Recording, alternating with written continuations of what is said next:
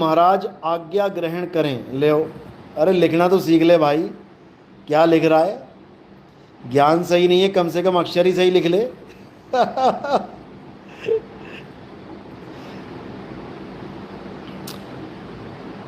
इनके गुरुजी का ज्ञान क्या है मैं समझा देता हूँ। ये पहली बात तो कि हमारे प्रथम आचार्य, हमारे पहले जो गुरु हैं मदन साहिब, उनकी वाणी चोरी करता है। पहले तो इसका गुरु कहाँ से चोरी करता है? ये राधा स्वामी पंथ की संतमत प्रकाश भाग 4 उस ग्रंथ में से ये वाणी चोरी करता है। सोई गुरु पूरा कहावे, जो 2 अक्षर का भेद बतावे। ये रामपाल जी महाराज चोरी करता है। कहाँ से चोरी करता है? ये राधा स्वामी संतमत प्रकाश भाग 4 में से चोरी करता है। अब क्या करता है? ये वहाँ पर जो नाम लिखा हुआ है, वहाँ पे नाम लिखा है मदन साहिब कहते हैं। ये क्या करता है? वहाँ से मदन साहिब हटा देता है। इस वाणी के आगे से जो नाम लिखा है गुरु का, हमारे पंथ के पहले गुरु का, ये मदन साहिब का नाम हटा देता है और वहाँ पे लिख देता है कि गुरु ग्रंथ साहब यानी बाबा नानक ये कहते हैं। इतना बड़ा धोखा इसने जीवों को दिया। राधा स्वामी वालों ने बिल्कुल सही छापा है कि मदन साहिब की ये वाणी है, लेकिन रामपाल जी ने इतना बड़ा धोखा दे दिया। इन्होंने मदन साहिब का नाम हटा के नानक साहब का नाम लिख दिया। 2010 में जब मैंने इनको फ़ोन किया कि भाई तुम नानक साहब का नाम छाप के बैठे हो, ये कौन से ग्रंथ में है, कौन से पेज नंबर पे है? इनका एक डिपार्टमेंट होता था शंका समाधान, वहाँ पे रामपाल जी का ही भाई बैठता था। मैंने उससे बात करी फ़ोन पे, जो हमारा 14 नंबर का सत्संग है, आप रिकॉर्डिंग सुन सकते हो। मैंने रामपाल जी के भाई से बात करी, उनको पूछा कि ये कहाँ लिखा है दोहा, कौन से ग्रंथ में? तो कहता है गुरु ग्रंथ साहब में लिखा है। मैंने पूछा कि गुरु ग्रंथ साहब में ये कहाँ पे लिखा है पेज नंबर पे? तो मुकर गया, कहता जी राधा स्वामी में लिखा है, राधा स्वामी की किताब में लिखा है। मैंने कहा राधा स्वामी की किताब में लिखा है, लेकिन कहीं तो ये वाणी दर्ज होगी। कहता उनसे पूछो जाके। मैंने कहा उन्होंने तो लिखा है कि गुरु ग्रंथ साहब में लिखा है ये। तो कहता नहीं नहीं नहीं, वहाँ ये नहीं लिखा है कि गुरु ग्रंथ साहब में लिखा है, वहाँ लिखा है कि मदन साहिब ये कहते हैं। अरे मेरे भाई, जब तुझे पता है कि मदन साहिब ये कहते हैं, तो भाई तू मदन साहिब का नाम क्यों नहीं छपवा देता? क्यों नहीं छपवा देता? और जब शंका समाधान वालों को पता है कि ये मदन साहिब का दोहा है, तो क्या रामपाल जी को नहीं पता? उनको भी पता है, उनको भी एक एक बात पता है। लेकिन नहीं, मदन साहिब का नाम नहीं छापेंगे। क्यों? क्योंकि अगर मदन साहिब का नाम छाप दिया तो मेरे भाई फिर और भी वाणियाँ बोलनी पड़ेंगी, और भी ज्ञान कथना पड़ेगा। और जब मदन साहिब का ज्ञान आ गया, उजागर हो गया, तो इन सब की दुकानें बंद हो जाएंगी, बंद। तब कौन सा ज्ञान चलेगा? अरे ना कहीं आना ना कहीं जाना, आपे में आप समाना। तो इनके सतलोक कौन जाएगा? इनकी सतलोक की टिकटें कैसे बिकेंगी? तो बात ये है। सुनील कुमार, 2 अक्षर का भेद बता दो। बिल्कुल सही बात है, बताया जाएगा। धीरे धीरे रे मना, धीरे सब कुछ होए, और माली सींचे 100 घड़ा, ऋतु आए फल होए। समझ लो। सुरेंद्र संधू, गुरुजी पटियाला कब सत्संग करोगे? अच्छे से समझ लो भाई, अगर रामपाल जी के चेले हो तो।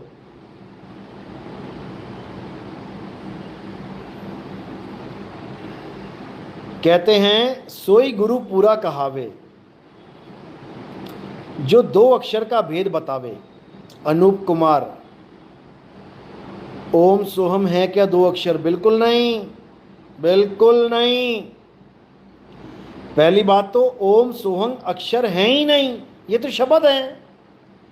सोहंग शब्द हम जग में ले आए, सार शब्द हम गुप्त छुपाए। सोहंग तो शब्द है, अक्षर थोड़ी नहीं है।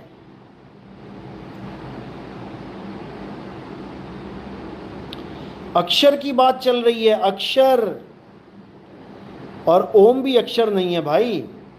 ओम स्वयं 3 अक्षरों से बना है, अ उ म।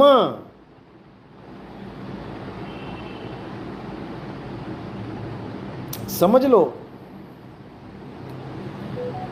ओम भी शब्द है, 3 अक्षरों से बना है, क्योंकि अक्षरों से बनने, 2 या 2 से ज्यादा अक्षरों से बनने वाले जो नाम होते हैं वो शब्द कहलाते हैं। अक्षर क्या है? का, खा, गा, चा, छा, जा, अ, आ, ई, उ, ए, ओ, ये अक्षर हैं। अक्षरों में भी 2 प्रकार के अक्षर होते हैं, एक स्वर और एक व्यंजन। जो स्वर हैं वो आ, ई, उ, ए, ओ हैं, और जो व्यंजन है वो का, खा, गा, गा, चा, छा, जा, टा, ठा, डा, ठा, दा, ला, ये हैं। अब ये स्वर और व्यंजन जब मिलके नाम बनाते हैं तो शब्द कहलाते हैं। तो शब्दों की बात नहीं चल रही है, अक्षर की बात चल रही है। सोई गुरु पूरा कहावे, 2 अक्षर का भेद बतावे। 2 अक्षर यानी 2 प्रकार के अक्षर। अब ये 2 अक्षर रा और माँ नहीं है कि कोई 2 अक्षर रा और माँ समझ ले, बिल्कुल नहीं। ये तो दोनों एक ही प्रकार के अक्षर हैं। रा और माँ क्या हैं? व्यंजन हैं। रा भी व्यंजन, माँ भी व्यंजन। तो साहिब मना कर रहे हैं कि ये 52 अक्षरों में से निकाले गए हैं रा और माँ, स्वर व्यंजन का खेल है ये। तो कह रहे हैं स्वर व्यंजन का मेल नहीं है, 52 का ये खेल नहीं है। ये स्वर व्यंजन का मेल नहीं है कि रा में आ का डंडा लगा दिया रा, माँ बना दिया बन गया राम, बिल्कुल नहीं। ये सब 52 अक्षर नाम हैं। चाहे राम का हो, चाहे श्याम, चाहे शिव का हो, चाहे हनुमान, चाहे माता का हो, चाहे पिता, चाहे बाबा का हो, चाहे नाना, ये सब 52 अक्षर है। चाहे राम का हो, चाहे अल्लाह, चाहे वाहेगुरु का हो, चाहे गॉड, ये सब 52 अक्षर हैं। ये सब 52 अक्षर है। इससे बात नहीं बनेगी। अब क्या करना है? 52 से परे हो जाना है। स्वर व्यंजन का मेल नहीं है, 52 का ये खेल नहीं है। जब 52 से न्यारे हो जाओगे तो तुम्हें दूसरे अक्षर का ज्ञान होगा। पहले प्रकार का अक्षर क्या हो गया? ये 52 अक्षर, स्वर और व्यंजन। दूसरे प्रकार का अक्षर क्या है? दूसरे प्रकार का अक्षर है अविनाशी। आप डिक्शनरी में देखेंगे या फिर आप गूगल पे सर्च करेंगे मीनिंग ऑफ अक्षर इन हिंदी या अक्षर मीनिंग इन हिंदी, देखो क्या आता है लिख के। दोनों पे प्रकार के अक्षरों का ज्ञान आ जाएगा वहाँ पे। उसमें वर्णमाला की सबसे छोटी इकाई ये भी लिखा होगा, और उसमें अविनाशी ब्रह्म, अविनाशी आत्मा, ये भी लिखा होगा। दोनों लिखे होंगे।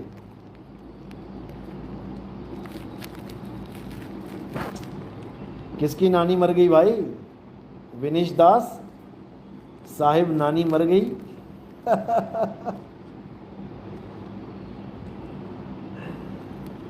तो 2 प्रकार के अक्षर क्या हैं? एक 52 अक्षर जिसमें रामपाल जी के सारे नाम आ जाते हैं। ओम कलियम हरियम श्रियम सोहम सत्यम, ये सब नाम आ जाते हैं। प्रथम दीक्षा, दूसरी दीक्षा, तीसरी दीक्षा, चौथी दीक्षा, ये सब आ जाते हैं। पहले तो 3 दीक्षा की दुहाई देते थे।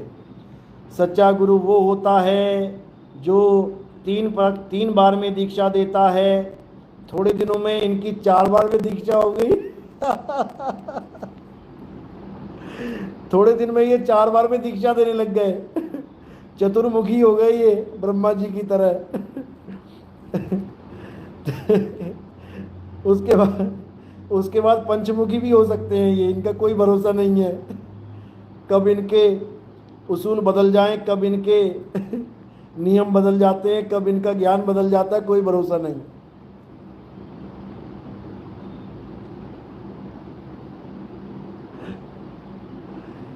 तो मेरे भाई अच्छे से समझ लो, ये बार बार नहीं समझाने वाला मिलेगा कोई।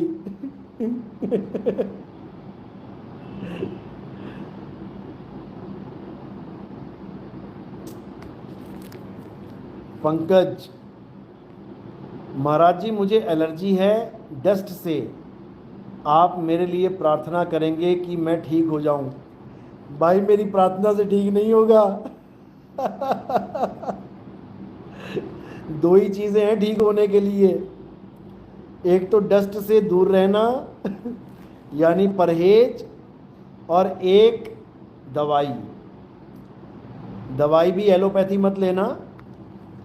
एलोपैथी केवल वहाँ लेना चाहिए जहाँ पर इमरजेंसी पड़े, कोई एक्सीडेंट हो गया, कोई ऑपरेशन है, तब एलोपैथी यूज़ कर सकते हो। कोई इन्फेक्शन फैल रहा है, एलोपैथी यूज़ करो क्योंकि क्विक रिज़ल्ट मिलता है उसका। लेकिन दमा है, शुगर है, बीपी है, या यूरिक एसिड है, कुछ भी ऐसा रोग है जो लंबा चल रहा है, थायराइड है, भाई एलोपैथी मत लेना। ठीक है जब कभी हाई हो जाए एकदम ले लिया 1 आधे 2 दिन के लिए, लेकिन एलोपैथी रेगुलर मत खाना। बहुत साइड इफ़ेक्ट हैं, बहुत साइड इफ़ेक्ट हैं।